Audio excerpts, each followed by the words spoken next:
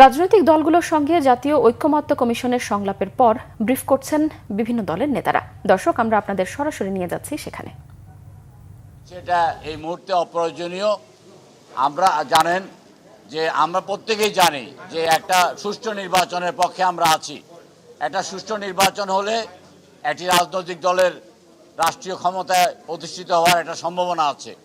সুতরাং সেই রাজনৈতিক দলটাকে কিভাবে হাত পা বেঁধে দেওয়া যায়, অনেকের মধ্যে সে ধরনের একটা প্রচেষ্টা আছে। তার মধ্যে এনসিপি, আমার মনে হচ্ছে যে সংবিধান সংশোধন কমিটি অথবা জাতীয় ঐক্যমত্য কমিশন তারা এনসিপির কথাটাই বেশি শুনছেন, তারা তাদেরকে প্রাধান্য দিচ্ছেন।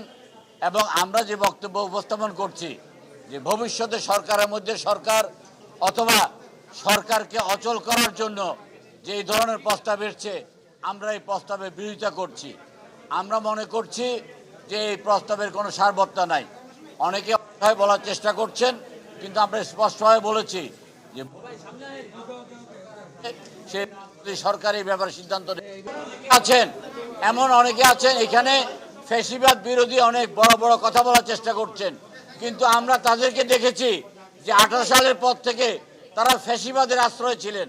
তারা আজকে এখানে এসে মহান গণতন্ত্রী সাজার চেষ্টা করছেন। জি জি সংবিধানে কিন্তু সাংবিধানিক পদে নিয়োগের ক্ষেত্রে নির্বাহী বিভাগের কোনো ধরনের এখতিয়ার নাই। জি, সেক্ষেত্রে যদি সাংবিধানিক কাউন্সিল গঠন করা হয়, সেক্ষেত্রে নির্বাহী বিভাগের ক্ষমতা কি হবে রাষ্ট্রীয় এখানে পুরো ব্যাপারটা যেভাবে যে 8 জন বা 11 জনের নাম প্রস্তাব করা হচ্ছে, এর মধ্যে অধিকাংশ হইল যে বিরোধী দলের ডেপুটি স্পিকার, বিরোধী দলের উচ্চ কক্ষের ডেপুটি স্পিকার পদগুলো এমনভাবে সাজানো হচ্ছে যে সেখানে সরকারের হাত পা বেঁধে দেওয়া হচ্ছে।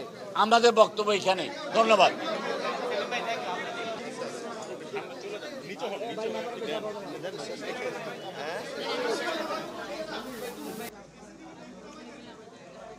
একটা কথা আছে যে nobody can B A philosopher into an empty stomach, মানে খালি পেটে দার্শনিক হওয়া যায় না। আমাদের পেট এখন খালি, তো তবুও তোমাদের আরক্ষণ অপেক্ষা তো কষ্ট হবে, সেজন্য আমরা আসছি। দুটা বিষয়। প্রথম হচ্ছে, আজকে এখনো পর্যন্ত কোনো পার্টিকুলার পয়েন্টে কনক্লুশন হওয়ার মতো জায়গায় আমরা পৌঁছাইনি। সর্বশেষ যে আলোচনা হচ্ছিল সেটা হচ্ছিল এনসিসির ব্যাপারে, ন্যাশনাল কনস্টিটিউশন কাউন্সিলের ব্যাপারে। এটা কিছুটা অসমাপ্ত আছে।